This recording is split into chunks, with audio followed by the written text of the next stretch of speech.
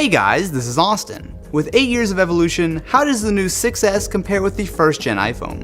The first thing you'll notice is just how little things have changed. It's clear Apple settled on a basic design back in 2007 and have focused on tweaks since, which makes the first gen surprisingly familiar.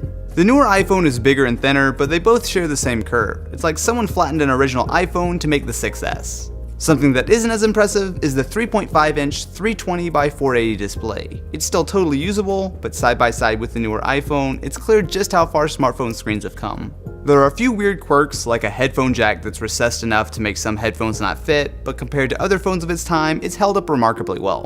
What I really want to know is, can you even use an original iPhone these days? The first thing is to get it on a network. With the help of a nano SIM adapter, the iPhone jumps right onto AT&T. It's limited to Edge, but you can still text like any other phone, and the smaller size of the iPhone actually makes it nice for phone calls. Data is slow over 2G, but if you're patient, it does work, and you can connect it to Wi-Fi as well.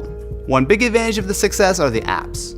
The first iPhone was only updated to iPhone OS 3.1.3, which means the vast majority of apps in the store aren't supported. This includes basically everything from the last few years. There are a few old school apps and games that will run, but you'll be forced to use the browser for the most part. Most default apps work like Google Maps, but you'll have to use the web player for YouTube, which is a little sketchy sometimes. Apps aside, the biggest difference between the 6S and the original iPhone is speed.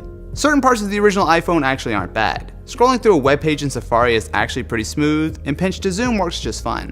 When it comes to actually loading a site though, there's a massive difference. The 6S is just night and day faster than the 2007 era iPhone. While iOS at its core is very similar to the iPhone OS days, there are tons of features missing like multitasking. Notifications are also straight out of the Stone Age, and simple things like changing the background hadn't been added yet. With a whopping 2 megapixel camera, the iPhone won't set any records for the best smartphone camera, but it is usable. There's no manual control, so what you get is what you get, but with decent light, you can get an okay shot.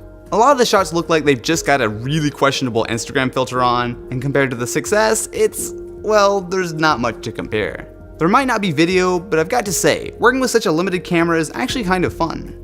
Looking at how far things have come in the last 8 years, the 6S is undoubtedly a better phone, but what's impressive is just how well the first iPhone holds up. Design is on point, and it can do basically everything a modern smartphone can, just much more slowly. If you're interested in something slightly more up to date, my buddy John from TLD did a comparison between the iPhone 6 and 6S, which you guys can check out in the card right up here. Anyway, what do you guys think about the original iPhone and the iPhone 6S? Definitely be sure to let me know in the comments below, and I will catch you guys in the next one.